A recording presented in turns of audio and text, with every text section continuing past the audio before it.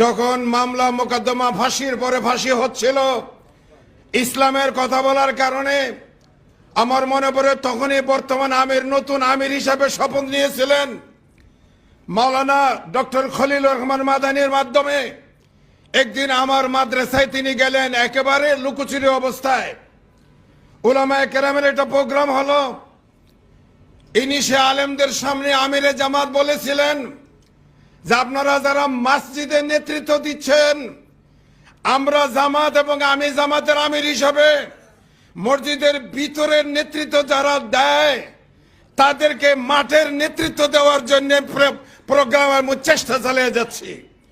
মসজিদে যারা ভিতরে আছেন তারা যদি মাঠে নেতৃত্ব দেন তাইলে মানুষের জান মাল ইজ্জতের নিরাপত্তা পাবে।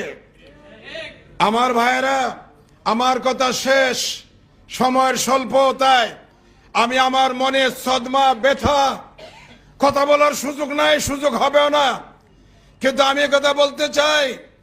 প্রতিদিন আসরের নামাজের পরে আপনি মুসল্লিদের দিকে ফিরে বসেন, বসার পরে বলেন 33 বার সুবহানাল্লাহ, আলহামদুলিল্লাহ, আল্লাহু আকবার।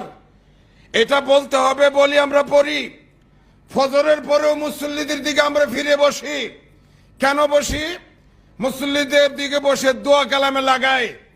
প্রিয় নবীও বসতেন, প্রিয় নবী ফজরের পরে বসে মুসল্লিদের খবর নিতেন, রাতে কারো দুর্ঘটনা হয়েছে কিনা, ফজরে কে কেন আসতে পারে নাই, কি কারণে তার সমস্যা হয়েছিল। আবার আসরের পরে কর্মজীবন থেকে মুসল্লিরা ফিরে আসছে কিনা খবর নেওয়ার জন্য বসতেন, খবর নিতেন। এইভাবে ইমাম আর মুসল্লির ভিতরে শীতবন্ধন হতো, যোগাযোগ সম্পর্ক বাড়ত। আজকে আমি 20 বছর ইমামতি করার পর একটা মিডিয়া ভুল তথ্য দিয়েছে যে আমি জঙ্গি কানেকশনের সাথে সম্পর্ক। আমার 20 বছরের মুসল্লি বলে হলে হতেও পারে। এটা আমার দুর্বলতা। আমার হাতে সময় ছিল, আমার হাতে মাইক ছিল, আমার হাতে নবীর ক্ষমতা ছিল, মুসল্লিরা আমার অধীনে ছিল, কেন আমি পারি নাই? এটা আমার ব্যর্থতা। সুতরাং আসুন আমরা রসুলের মিম্বরের দায়িত্ব যথাযথভাবে পালন করি। আমার বন্ধুগণ, আমার শেষ কথা হলো এই, জবান হেফাজত। যারা এখানে বসবে আমার বিপক্ষে, যারা আমার শত্রু, তাদেরকে আমার দরকার।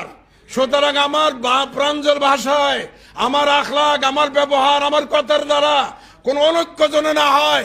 আমার সকল মুসল্লি আমার।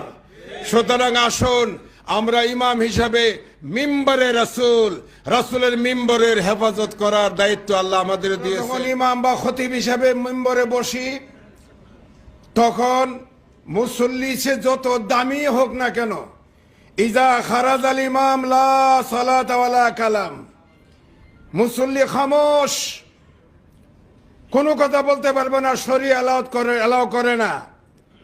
মুসল্লিরা উযু করে এসে কেবলারুখ হয়ে বসে পাক পবিত্র অবস্থায় মনোরম পরিবেশে আমার একজন ইমাম ও খতিবের দিকে তাকিয়ে থাকেন। খতিব এর সামনে শুক্রবারে কোটি কোটি মুসল্লি। সুতরাং আমি আমার মিম্বরে রসুলের দায়িত্ব যদি যথাযথভাবে পালন করি, এই দেশে ইসলামী হুকুমতের জন্য, আল্লাহর আইন এই দেশে প্রতিষ্ঠিত করার জন্য সবচেয়ে বেশি ভূমিকা রাখতে পারে উলামায়ে কেরাম। আমার ভাইরা,